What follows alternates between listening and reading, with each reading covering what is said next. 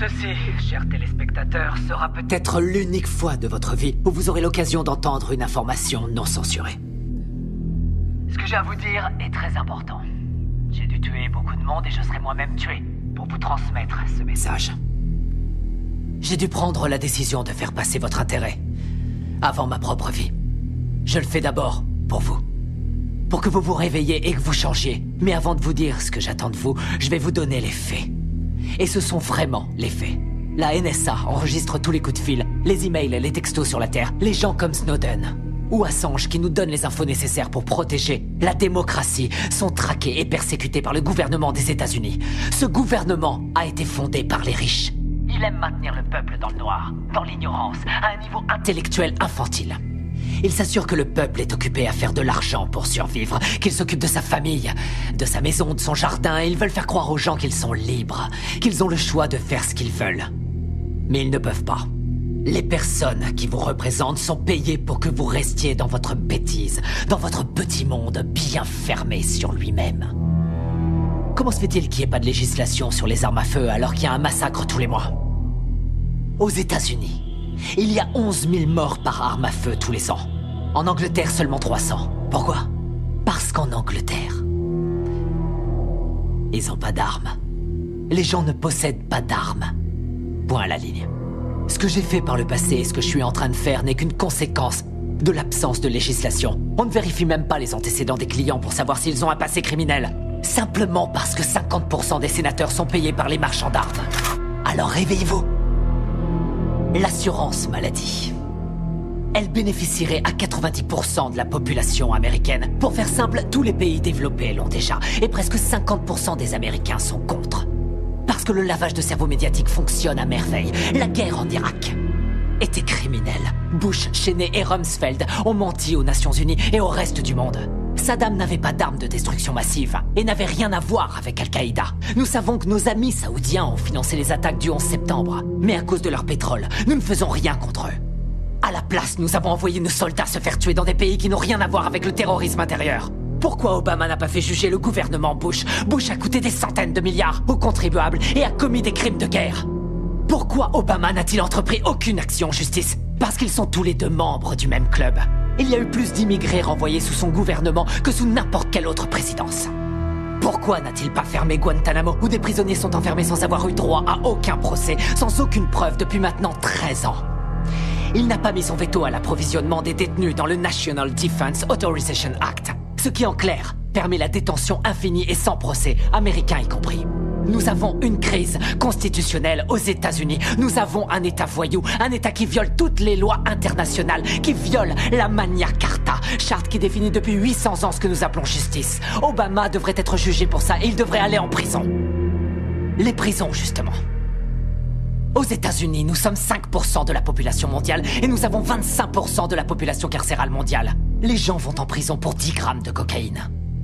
La moitié des prisonniers est enfermée pour détention de drogue et la très grande majorité est noire.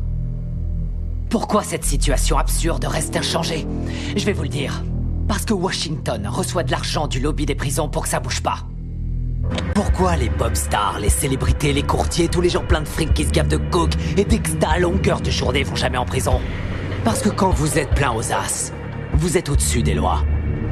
Regardez Lincoln, le film de Spielberg, et vous croirez que la guerre civile a eu lieu pour libérer les esclaves. Comme quoi le milliardaire Spielberg vous rend encore plus bête. Et ils feront en sorte de projeter le film dans les écoles, de le diffuser à la télé en boucle pour toujours. Mais la vérité, c'est que toutes les guerres ont eu lieu pour le fric et que le petit peuple doit crever parce que les élites en ont décidé ainsi. Vous regardez la télé-réalité tous les jours pour tuer le temps et vous croyez que vous êtes à la page parce que vous regardez Anderson Cooper et d'autres coquilles vides sans la moindre opinion. L'apparence est sans importance, les marques sont sans importance, les drogues sont sans importance. Tout a été créé pour vous rendre idiot. La presse libre, la télé, les films hollywoodiens, l'école, l'université, la religion, tout ça c'est l'opium du peuple, comme dirait Karl Marx. Je vais vous ouvrir les yeux. Vous réveiller, vous changer. Je suis sûr que jusqu'à un certain point t'aurais voulu être un chantre de la vérité. Pas vrai? Avant que tu sois intéressé par le fric, par la télévision, je suis sûr que t'aurais voulu être un vrai journaliste. Je suis un vrai journaliste. Mais je crois aussi en l'ordre public et je crois en la Constitution. Ah, la Constitution est un mécanisme de contrôle pour les riches. L'ordre, c'est eux. Ils ont fait la Constitution pour protéger l'argent et les terres qu'ils ont volées. Les riches n'ont pas à craindre les lois et c'est partout dans le monde. Regarde les oligarques russes et les propriétaires allemands de l'industrie automobile, des chemins de fer, de l'industrie pharmaceutique. Ils ont tous utilisé le travail des esclaves sous Hitler. Pas vrai? Et les propriétaires de ces entreprises sont toujours les mêmes. La couronne britannique. Pas vrai. Et les nantis africains, eux, ils massacrent leur propre peuple. Ils empêchent leur pays de se développer. On lèche le cul des dirigeants arabes qui viennent avec leurs pétrodollars acheter des voitures de luxe à nos entreprises américaines pendant que quotidiennement ils exécutent leurs prisonniers. Ils accordent aucun droit aux femmes, ils tuent les gays. Seulement ça, on s'en fout royalement parce qu'ils ont le pognon. Nos grands patrons ne sont que des gangsters en costume à rayures. Ils se foutent complètement du régime des lois. Ils ont mis en place le plus sophistiqué des systèmes de sécurité intérieure de l'histoire de l'humanité. Ils ont violé les plus basiques de nos droits constitutionnels et nos libertés civiles. Ils ont détourné les ministères du gouvernement en filiales de leurs propres entreprises.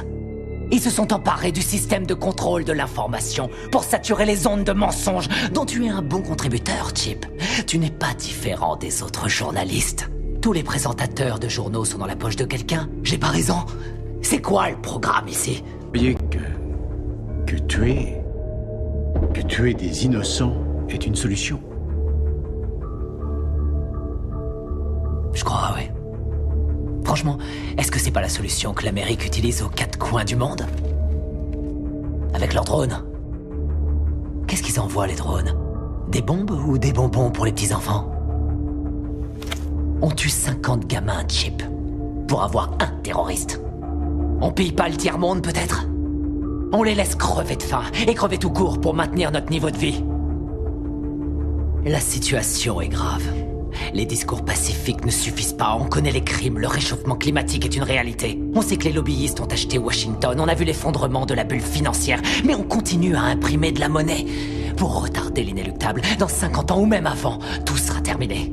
Nous sommes de plus en plus nombreux sur la planète et il y a de moins en moins de nourriture, d'eau et de pétrole.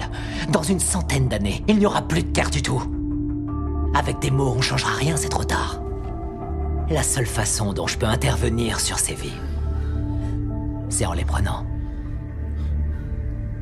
La seule façon dont je peux intervenir auprès de toi, c'est en te tuant.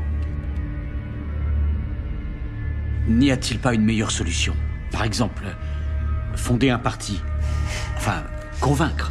Convaincre les gens de vous élire, faire la différence dans les... Me faire élire? Me faire élire dans quoi? Tu m'écoutes pas. Ça sert à quoi de se faire élire?